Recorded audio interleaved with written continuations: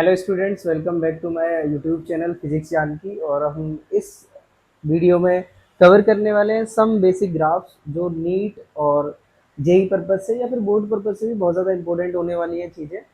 तो ग्राफ्स में basic basic graphs क्या आते हैं, जैसे स्ट्रेट लाइन हो गया, आपका पैराबोला हो गया, एलिप्स हो गया, या फिर हाई रेक्टेंगुलर हाइपरबोला हो गया। ये दो चार चीज़ें मैं बेसिक बेसिक इसमें कवर करने वाला हूँ।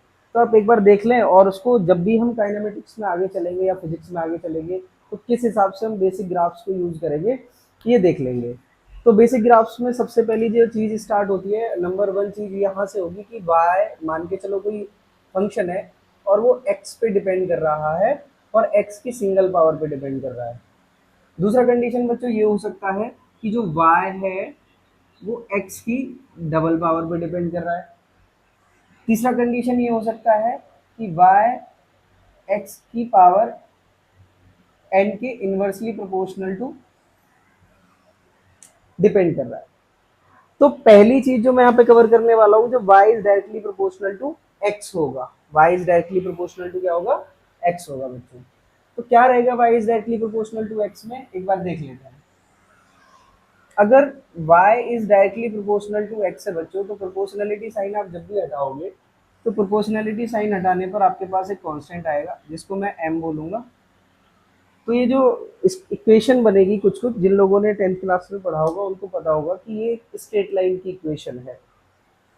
मैं बोल नहीं रहा, मैं ना इसको प्रूफ भी कर देता हूँ एक बार जब हम ग्राफ प्लॉटिंग करेंगे। सिंपल, सब लोगों को ग्राफ प्लॉट करना आता है, 6-7 क्लास से सब लोग ग्राफ प्लॉट करते हैं।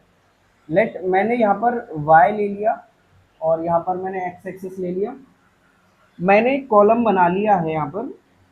कॉलम में मैं क्या करता हूँ बच्चों, मैंने m की वैल्यू जो कांस्टेंट है उसको फिक्स कर लिया है, 1 मान लिया है। कांस्टेंट की वैल्यू को मैंने 1 माना, तो 1 मानने पर जो मेरे पास में कॉलम की वैल्यूज आएंगी, मैं यहाँ पर x की वैल्यू चूज करूँगा तो मुझे y की वैल्यूज पता चलती जाएंगी और उन्हें मैं ग्राफ पर प्लॉट कर लूँगा। तो अगर मैं x की वैल्यू यहाँ पर 0 रखता हूँ तो y की वैल्यू भी मेरे पास में 0 आएगी। इट मीन्स ये जो पॉइंट होगा वो यहाँ पर होगा ओरिजिन पर 0,0। It means y is equal to M X का ग्राफ। m की वैल्यू मैं कुछ भी ले लूँ, अगर x 0 है तो y 0 ही रहेगा। इट मीन्स ये ग्राफ हमेशा ओरिजिन से ही स्टार्ट होगा। तो अगर मैं यहाँ पर y की वैल्यू 1 रखता हूँ, x की वैल्यू 1 रखता हूँ, तो y की वैल्यू भी 1 ही होगी। तो 1 को कहीं मैंने x को यहाँ प्लॉट किया, y पर कहीं यहाँ प्लॉट किया, इसको आगे इस तरह से बढ़ाया, इसको आगे इस तरह से बढ़ाया, तो ये जो कट पॉइंट है बेटा यहाँ बन गया। ऐसे ही अगर मैं 2 ले लेता हूँ x की वैल्यू, तो यहाँ पर भी x की वैल्यू 2 हो जाती है। तो ये पॉइंट कहीं यहाँ पर मिल जाएगा मुझे। इस तरह से इसको मैं y को देखूंगा 2 पर, इसको मैं x को देखूंगा 2 पर, तो ये 1, ये 2, ये यहाँ पर 1, ये यहाँ पर 2। तो जब मैं ये ग्राफ प्लॉट करता हो जाऊंगा ऐसे पॉइंट्स को मिलाते हुए, तो ये ग्राफ मुझे पता चलेगा कि ये स्ट्रेट लाइन ग्राफ आएगा जो कि ओरिजिन से पास होगा। तो इतना तो मैं यहाँ से समझ सकता हूँ कि अगर कोई भी ग्राफ मेरे पास में इस इक्वेशन को फॉलो करेगा, y is equal to M X को, तो वो ग्राफ हमेशा ओरिजिन से पास आउट होगा और एक स्ट्रेट लाइन आएगा। दूसरी चीज, अगर ऐसा होता है कि y is equal to M X की केस में मैं m को थोड़ा बढ़ा करके 2 कर देता हूँ। जब मैं 2 कर दूंगा तो मेरे को पता है बेसिक नेचर के इसका होने वाला तो स्ट्रेट लाइन ही है। लेकिन जब मैं इसको वैल्यूज को पुट करके देखूंगा तो मेरे को पता चलेगा कि x की वैल्यू जब मैंने 0 रखी है, x की वैल्यू जब मैंने 0 रखी है तो y की वैल्यू अभी भी 0 है।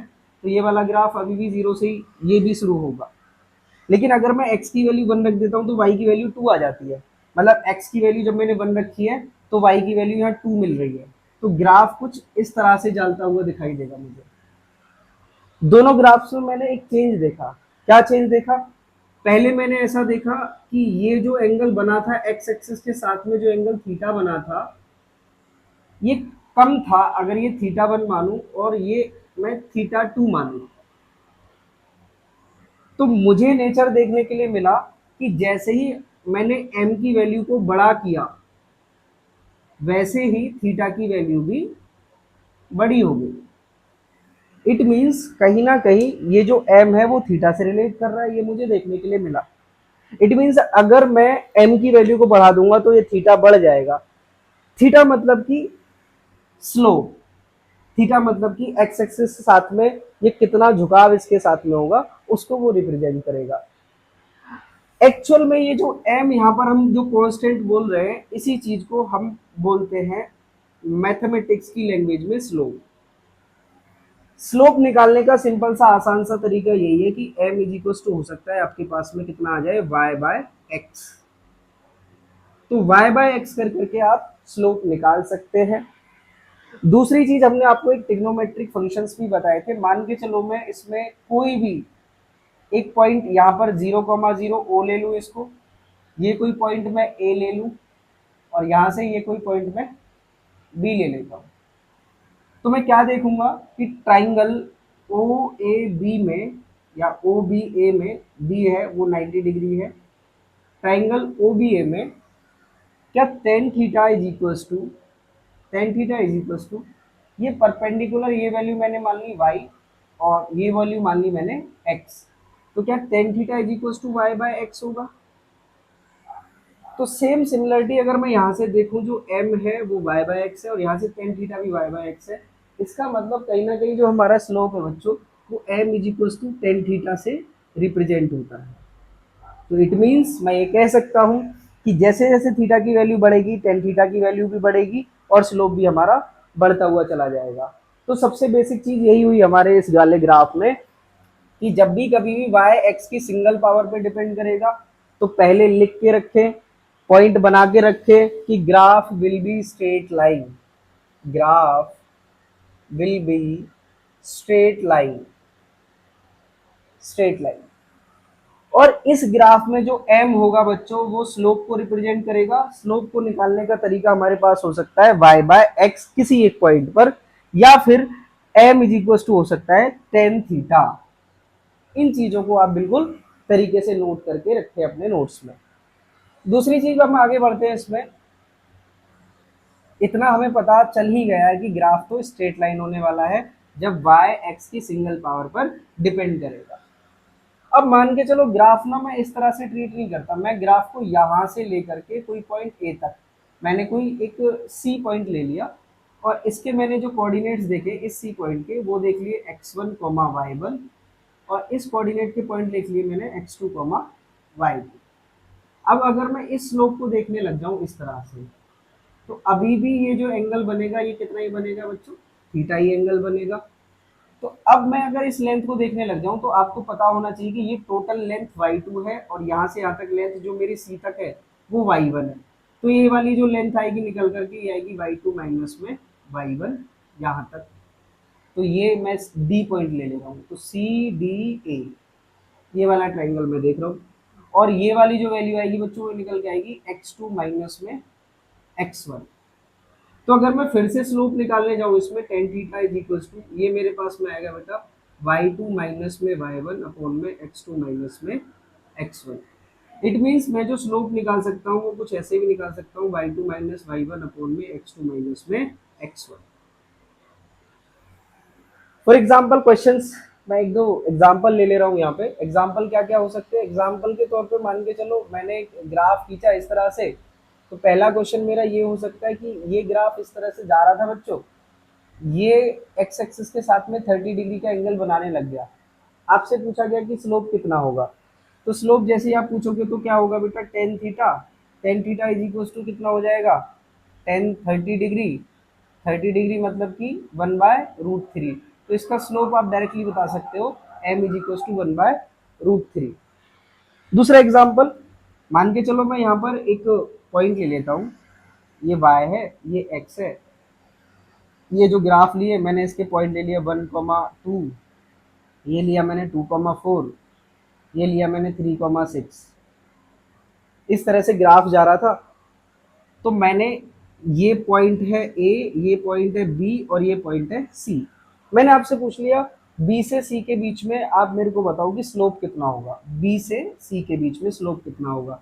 तो मैं इसको ट्रीट कर सकता हूँ x1 y1 और इसको ट्रीट कर सकता हूँ x2 y2। तो मेरा जो m आएगा निकल के वो आएगा y2 माइनस y1 अपॉन में x2 माइनस में x1।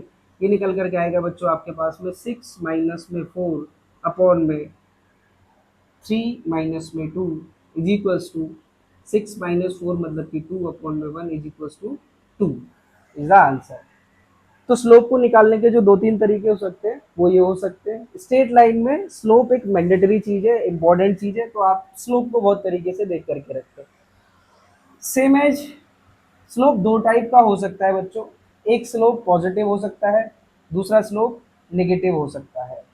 पॉजिटिव स्लोप कब होगा, नेगेटिव स्लोप कब होगा, वो मैं आपको बताया करूँगा।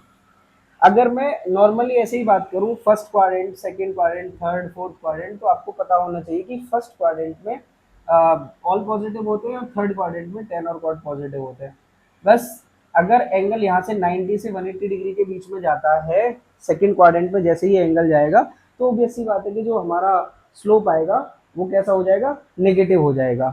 तो इस पॉइंट को इंपॉर्टेंट पॉइंट बना के लिख लीजिए कि अगर थीटा लेस देन 90 डिग्री है तो जो स्लोप होगा वो पॉजिटिव होगा, slope will be positive, slope will be positive.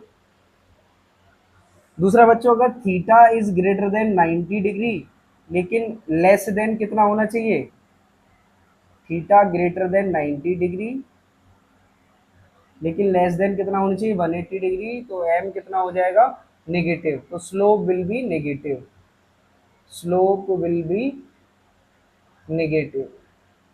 जैसे फॉर एग्जांपल अगर मैं बात करूं इस तरह से, ये मैं एक स्लोप ले रहा हूं, ये y है और ये x है। जैसे मैंने एक स्लोप लिया यहाँ से, इस तरह से एक स्लोप ले लिया मैंने, तो मैं देखूंगा कि ये जो x के साथ में जो एंगल बना है वो 90 डिग्री से कम है, तो मैं कह सकता हूँ कि इसमें जो m होगा मेरा वो पॉजिटिव होगा, ग्रेटर देन 0 होगा। लेकिन वही में अगर मैं ग्राफ 1 की जगह एक ग्राफ 2 इस तरह से लेने लग जाऊं, ये मैं एक ग्राफ ले लूँ इस तरह से यहाँ से, तो इस एंगल को अगर मैं देखूंगा तो ये जो थीटा है मेरा ग्रेटर देन 90 डिग्री है लेकिन 180 से कम है, तो आप देखोगे बच्चों कि मेरा यहाँ पर जो एम होना चाहिए वो कैसा होना चाहिए बच्चों, नेगेटिव, क्योंकि टेन थीटा 90 से वैल्यू जैसे ऊपर जाएगी 10 नेगेटिव वैल्यू देने लग जाएगा, इसलिए ये स्लोप नेगेटिव हो जाएगा। सेम एज अगर मैं यहाँ पर एक और क्वेश्चन बना के आपको दिखाऊं, तो मैं इस तरह से एक ग्राफ खींच देता हूँ, तो इस तरह से मैं ग्राफ खींचूंगा तो आपको पता चलेगा कि स्लोप कैसा है बेटा, पॉजिटिव है। सेम एज अगर मैं इस तरह से एक ग्राफ खींच देता हूँ तो आपको पता चलेगा कि एक्स में जो एंगल बन रहा है वो ऑब्ट्यूज एंगल है, ऑब्ट्यूज एंगल है, थीटा 90 डिग्री से ज्यादा है, तो इसके लिए एम जो होगा वो नेगेटिव होगा और इसके लिए एम जो होगा वो पॉजिटिव होगा। तो ये आप थोड़ा सा ध्यान रखिए कि कब कब स्लोप पॉजिटिव होगा, कब कब स्लोप। अभी तक हमने क्या देखा है यहाँ पर कि y इज इक्वल टू जो mx मैंने खींचा, इसमें m जो था वो क्या था, स्लोप को रिप्रेजेंट कर रहा था, और m इज इक्वल टू मैं क्या कर सकता हूँ, tan theta is equal to by x, या फिर y2 माइनस y1 अपॉन में x2 माइनस x1, ये मैं कह सकता हूँ। और ये जो ग्राफ था जब तक y is equal to mx था, ये कहाँ से रिप्रेजेंट हो रहा था, ये स्टार्ट हो रहा था आपका ओरिजिन से। क्या बच्चों मैं ऐसा भी कर सकता हूँ कि इसको मैं डेल्टा वाई करूँ और इसको मैं कितना कर दूँ, डेल्टा एक्स कर दूँ, और किसी पर्टिकुलर पॉइंट के लिए अगर मैं इसको डिफाइन करने लग जाऊँ तो क्या मैं डेल्टा वाई को डी वाई लिख सकता हूँ और डेल्टा एक्स को डी एक्स लिख सकता हूँ। इसका मतलब मेरे पास में अगर कोई फंक्शन है और मुझे इसका स्लोप अगर फाइंड करना है तो मैं उसका फर्स्ट डेरिवेटिव अगर निकाल लूँगा तो मेरे पास में उसका स्लोप भी आ जाएगा। तो बहुत सारे तरीके हो सकते हैं स्लोप को निकालने के, आप ये फॉर्मूला यूज कर सकते हो, अगर आपको एंगल दे रखा है टेन थीटा यूज कर सकते हो, आप डेरिवेटिव भी यूज कर सकते हो। तो ये इंपॉर्टेंट चीज है स्लोप इसमें, तो आप इसको याद रखोगे। नेक्स्ट अगर मैं एक काम करता हूँ कि यहाँ पर y is equal to M X की जगह एक कांस्टेंट और ऐड कर देता हूँ जिसको हम बोलते हैं इंटरसेप्ट। क्या बोलते हैं बच्चों हम इसको, इंटरसेप्ट, इंटरसेप्ट। ये इसकी वैल्यू भी बेटा कांस्टेंट ही होती है, इसकी वैल्यू भी बच्चों कांस्टेंट रहेगी। अब कांस्टेंट वैल्यू को मैं कुछ भी ले सकता हूँ, मैं सपोज करता हूँ कि मैंने एक फंक्शन लिया है जिसमें m की वैल्यू तो 1 फिक्स कर ली है और c की वैल्यू भी मैंने कुछ 1 फिक्स कर ली है ऐसे, और अब मैं इस ग्राफ को प्लॉट करने जाता हूँ। तो अगर मैं y is equal to M x plus c को प्लॉट करने जाऊंगा तो मैं अभी भी देखूंगा कि ये जो बिहेवियर है y वेरिएबल की पावर जो x है 1 पे डिपेंड कर रहा है, ऑब्वियस सी बात है कि ये ग्राफ भी स्ट्रेट लाइन होने वाला है। लेकिन चेंजेस क्या आएंगे, अगर y इज इक्वल टू केवल एम एक्स था तो ग्राफ ओरिजिन से स्टार्ट हो रहा था, लेकिन अगर मैं ये करता हूँ c उसमें ऐड कर देता हूँ तो एक बार देख लेते हैं। c करने पर x की वैल्यू, y की वैल्यू और फाइनल वैल्यू हम देख लेंगे बाद में, चलो इसको मिटा देते हैं। x की वैल्यू अगर मैं 0 रखता हूँ यहाँ पर तो ये तो 0 हो जाएगा, लेकिन 1 बच जाएगा तो y की वैल्यू 1 है। तो मतलब जब x की वैल्यू 0 थी तो y की वैल्यू 1 थी, तो ग्राफ ओरिजिन से स्टार्ट नहीं होगा, अब ग्राफ का यहाँ से स्टार्ट होगा और इस तरह से स्ट्रेट लाइन चला जाएगा। तो हमेशा याद रखें कि जब भी कभी भी y to M x plus c इस तरह का कोई ग्राफ बनता है तो वो जो लाइन होगी, वो जो इंटरसेप्ट होगा, वो y एक्सिस में कहीं ऊपर कट करेगा, ओरिजिन से पास आउट नहीं होगा। जैसे मैं एक एग्जांपल ले सकता हूँ, y is equal to 3x minus में 4, इस तरह से मैंने ले लिया।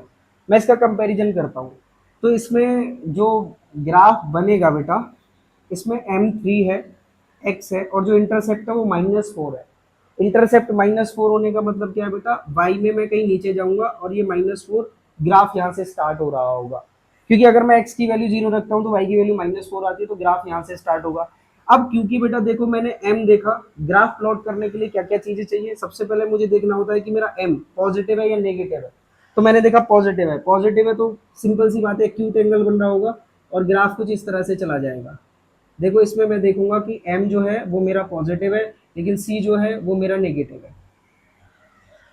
तो इसी तरह से जब भी कभी भी y is equal to M x plus c का आपको ग्राफ दिखे तो वो ओरिजिन से स्टार्ट नहीं होगा, वो कहीं और से स्टार्ट होगा। क्या क्या कंडीशंस बन सकती है y is equal to M x plus c में, वो एक बार कंडीशंस मैं आपको बताए दे रहा हूँ।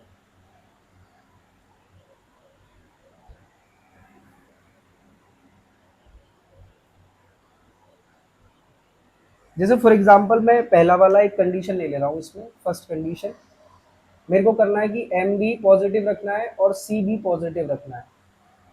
तो मैं देखूंगा कि m पॉजिटिव रखना है मतलब कि एक्यूट रखना है, और c पॉजिटिव रखना है मतलब कि यहाँ से स्टार्ट करना है। तो ये ग्राफ कुछ इस तरह से चला जाएगा बच्चों। तो इसमें m भी पॉजिटिव है और c भी पॉजिटिव है, तो यहाँ से स्टार्ट होगा तो कुछ इस तरह से जाएगा। दूसरा ग्राफ मैं क्वेश्चन के तौर पे बना लेता हूँ कि ग्राफ कुछ इस तरह से जा रहा है, इस तरह से। अब मुझे बताना है इसमें m कैसा है और c कैसा है। तो कैसे पता करूंगा, सबसे पहले मैं x एक्सिस के साथ में इसका एंगल देखूंगा। एंगल बना एक्यूट मतलब थीटा लेस देन 90 डिग्री है, लेस देन 90 डिग्री है मतलब कि m पॉजिटिव होने वाला है। लेकिन अगर मैं इंटरसेप्ट देखूंगा इनिशियली तो y के नेगेटिव में जा रहा है, तो बच्चों c नेगेटिव हो जाएगा। इस तरह से आप ग्राफ को चेक कर सकते हो। दूसरा, अगर इस तरह से मैं देखता हूँ कि m तो मेरा नेगेटिव है लेकिन c मेरा पॉजिटिव है, मुझे इस तरह की एक कंडीशन लेनी है। तो m मुझे नेगेटिव रखना है, तो ऑब्वियस सी बात है कि c अगर मुझे पॉजिटिव रखना है, तो ग्राफ तो कहीं यहीं से होता हुआ पास आउट होगा और यहाँ से होता हुआ पास आउट होगा। तो इसकी दो कंडीशन बन सकती है, या तो ऐसे पास आउट हो रहा होगा या ऐसे पास आउट हो रहा होगा। तो बच्चों देखो, अगर मैं इस वाले को देखता हूँ, इस वाले ग्राफ को देखता हूँ, तो इसका जो एक्स एक्सिस के साथ में एंगल है वो थीटा लेस देन 90 डिग्री है। इसके लिए बेटा m जो है वो पॉजिटिव है, तो m जो पॉजिटिव है तो मुझे तो नहीं चाहिए कंडीशन, तो ये कंडीशन तो वैलिड नहीं हो सकती। तो क्या करो, आप इसको देखो, इसको आप देखोगे थीटा ग्रेटर देन 90 डिग्री है, इसका मतलब m जो होगा इसका नेगेटिव होने वाला है। और देखो इसका जो c है ये कैसा है बेटा, पॉजिटिव है। तो ये वाला ग्राफ इस कंडीशन में वैलिड हो जाएगा। Now students, we have two questions here. जैसे मेरे पास में क्वेश्चन है 2y is equal to 3x minus में 4, और एक और क्वेश्चन है मेरे पास में 3y is equal to minus X plus में 4। तो इनका मुझे ग्राफ ड्रॉ करना है। तो इनका अगर मुझे ग्राफ ड्रॉ करना होगा तो सबसे पहले मुझे देखना होगा, इस इक्वेशन को मैं कुछ इस तरह से बनाता हूँ, y is equal to M x plus c के फॉर्म में पहले फॉर्म करता हूँ। तो जैसे ही मैं इसको y को इधर रखता हूँ तो y एज इट इज रहेगा, 2 इधर चला जाएगा तो ये हो जाएगा 3/2 x माइनस में 2। तो यहाँ जब मैं कंपैरिजन करूंगा, ये y है तो ये जो 3/2 बना है ये m बना है मेरा, और इंटरसेप्ट है मेरा माइनस में 2। अगर मैं इसका ग्राफ ड्रॉ करने जाऊंगा बच्चों, ये y हो जाएगा मेरे पास में और ये मेरे पास में हो जाएगा x। तो ग्राफ अगर ड्रॉ करोगे तो देखो सबसे पहले हमें इसका इंटरसेप्ट देखना होगा। सबसे पहले इंटरसेप्ट को देख लो कि अगर मैं x की वैल्यू 0 रखता हूँ तो y कहाँ होगा, तो ये -2 पर होगा। तो मैंने ये पॉइंट -2 पर ले लिया। ग्राफ को मैं यहाँ से शुरू करूंगा। अब शुरू करने के दो तरीके हो सकते हैं, एक तो मेरा m पॉजिटिव हो सकता है, एक m नेगेटिव हो सकता है। पॉजिटिव होगा तो ग्राफ इस तरह से चला जाएगा, अगर नेगेटिव होता है m तो ग्राफ इस तरह से चला जाता। बस यही करना था। पॉजिटिव है तो थीटा को आप 90 डिग्री से कम रखिए। सेम एज दूसरा क्वेश्चन मेरे पास में है, इसको भी मैं सेम एज इट इज करूंगा। y इज इक्वल टू 1/3, वो भी माइनस में x प्लस में 4। अगर मैं इसका कंपैरिजन करने जाऊं तो यहाँ पर मेरा जो m है वो नेगेटिव है, लेकिन इंटरसेप्ट मेरा जो c है वो पॉजिटिव है। तो जब मैं ग्राफ ड्रॉ करने जाऊंगा यहाँ पर, वाई एक्स। तो क्या करूंगा बच्चों, सबसे पहले मैं देखूंगा कि मेरा इंटरसेप्ट कहाँ पर है। इंटरसेप्ट +4 पर है, +4 से यहाँ से ये ग्राफ स्टार्ट होगा, +4 से। पहले इंटरसेप्ट को डिसाइड कर लेते हैं कि +4 से यहाँ से ग्राफ स्टार्ट होगा मेरा। नेक्स्ट मेरा जो m आएगा वो नेगेटिव आना चाहिए। अगर मैं ग्राफ को यहाँ से स्ट्रेट लाइन ले जाता हूँ तो देखो m बन गया मेरा पॉजिटिव। अगर मुझे नेगेटिव करना होगा तो ग्राफ को मुझे ऐसे ले जाना पड़ेगा, इस तरह से। तो इस तरह से ग्राफ पास होता हुआ जाएगा बच्चों, इस तरह से ग्राफ पास होता हुआ जाएगा। तो ये बन जाएगा y is equal to -1/3 x plus में 4। यहाँ से पास होता हुआ ये ग्राफ निकल जाएगा। इस तरह से हम क्वेश्चंस को यहाँ पे डील कर सकते हैं। अब ऐसे ग्राफ्स हमको फिजिक्स में कहाँ देखने को मिल सकते हैं, तो एक सिंपल सा इलस्ट्रेशन में ले सकता हूँ। जैसे आपने इक्वेशन ऑफ मोशन पढ़ा होगा, इक्वेशन ऑफ मोशन में अगर मैं फर्स्ट इक्वेशन ऑफ मोशन पे नजर दौड़ाऊं तो मैं ये कह सकता हूँ v is equal to u plus में at।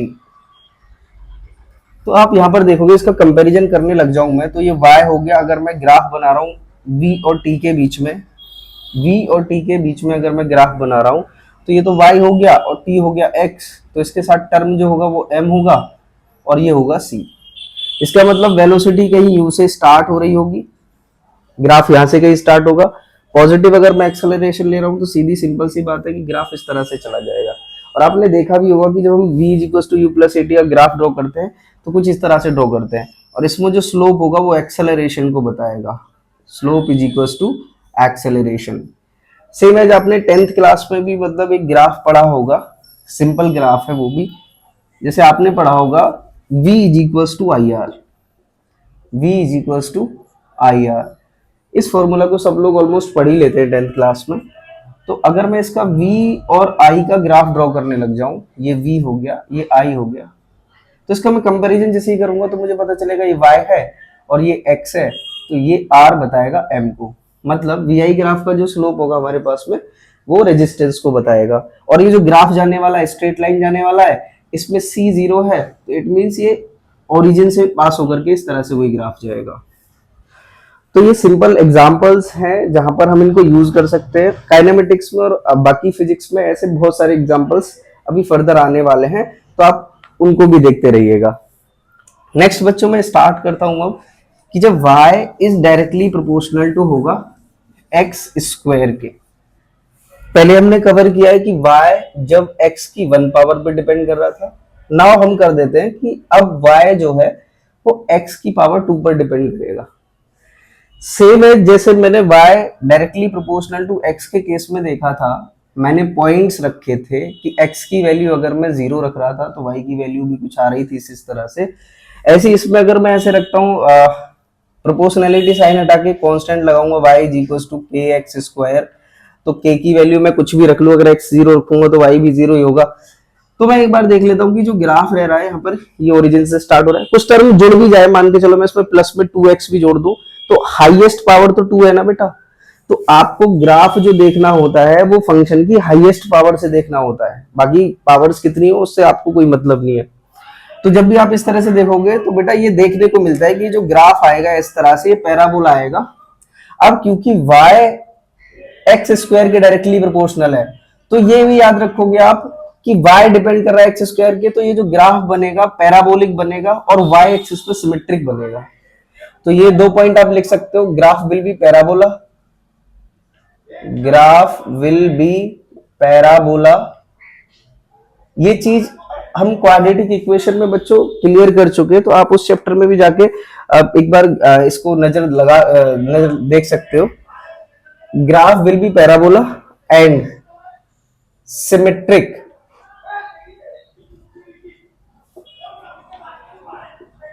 About y axis, symmetric about y axis.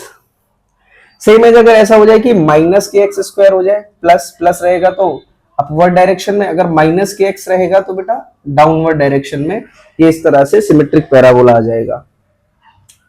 Same है अगर फंक्शन ऐसा हो जाए, ऐसे ना होकर के कि फंक्शन इस तरह से डिपेंड करने लग जाए कि मेरे पास में x is directly proportional to y square है, तो फंक्शन तो अभी भी वही बात है। तो जब मैं y और x में अगर ग्राफ बनाने लग जाऊंगा, y और x में अगर मैं ग्राफ बनाने लग जाऊंगा तो आप देखोगे कि अब x डिपेंड कर रहा है y स्क्वायर पे, तो ग्राफ तो भी पैराबोला होगा, लेकिन अब सिमेट्रिक जो होगा वो x में सिमेट्रिक होगा। तो आप इस तरह से पैराबोला बनाओगे, x में सिमेट्रिक होता हुआ एक पैराबोला इस तरह से बना दोगे। सेम एज अगर ये प्लस और माइनस का मैं झंझट कर दूं तो प्लस रहेगा तो प्लस एक्स एक्सिस में सिमेट्रिक रहेगा, और माइनस रहेगा तो माइनस एक्स एक्सिस में सिमेट्रिक रहेगा ये पैराबोला। तो जब भी आप इस तरह से कोई फंक्शन देखें जब वो सेकंड पावर पे या सेकंड पावर पे डिपेंड कर रहा है, तो आप याद रखें कि वो ग्राफ पैराबोला होगा। फॉर एग्जांपल एक क्वेश्चन में ले लेता हूं, जैसे आपने सेकंड इक्वेशन ऑफ मोशन देखा होगा, s is equal to U T plus में हाफ ए टी स्क्वायर। तो आप यहाँ पर क्या देखोगे बच्चों की जो डिस्प्लेसमेंट है यहाँ पर वो टाइम के स्क्वायर पे डायरेक्टली प्रोपोर्शनल है। हालांकि पावर तो t1 भी है लेकिन t2 भी है, तो हम हाईएस्ट पावर को प्रायोरिटी देते हैं, इस पे फंक्शन डिपेंड करेगा। तो बच्चों यहाँ अगर मैं इसका ग्राफ बनाने लग जाऊंगा ना, s is equal to U T plus half A T square में s और t के बीच में, तो ये भी फंक्शन इस तरह से पैराबोला है। तो कोई अगर एक्सेलरेशन पॉजिटिव होगा तो इस तरह से आ जाएगा, नेगेटिव होगा तो कुछ अलग चेंज कर लेंगे, बट इस तरह से एक ग्राफ जाएगा पैराबोला होता हुआ। सर ये पैराबोला इधर क्यों नहीं जाएगा? बेटा टाइम नेगेटिव नहीं हो सकता इस ग्राफ में, टाइम नेगेटिव नहीं हो सकता तो मैं पैराबोला को इस वाले क्वाड्रेंट में नहीं ला सकता हूं, क्योंकि टाइम यहाँ इस क्वाड्रेंट में जाने पर नेगेटिव हो जाएगा। तो इस तरह से ये पैराबोला होता हुआ चला जाएगा, इसीलिए हम इस तरह के फंक्शन में ये ग्राफ बनाते हैं। तो ये पैराबोला के बारे में सारी बातें हो जाएंगी। लास्ट एक और बात हम कर लेते हैं।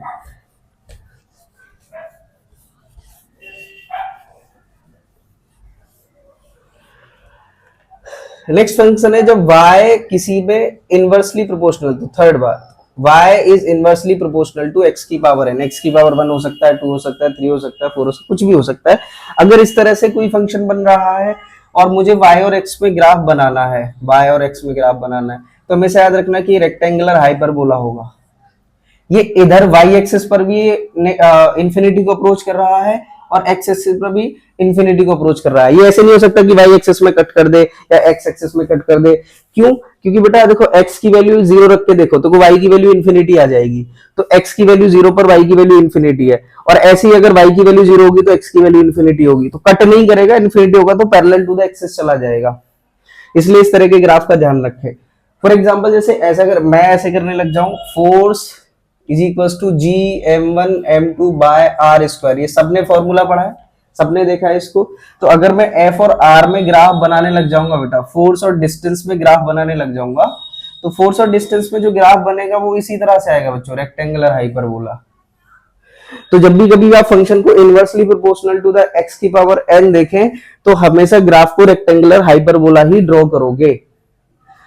This is all about the graph. जो 3 बेसिक ग्राफ मुझे बनाने हैं, आगे भी और भी मतलब इक्वेशंस बन सकती है, मैं सर्किल का बता सकता हूँ, एलिप्स का बता सकता हूँ, बट ये जो 3 मैंडेटरी और बेसिक ग्राफ्स है ये आपको आनी चाहिए।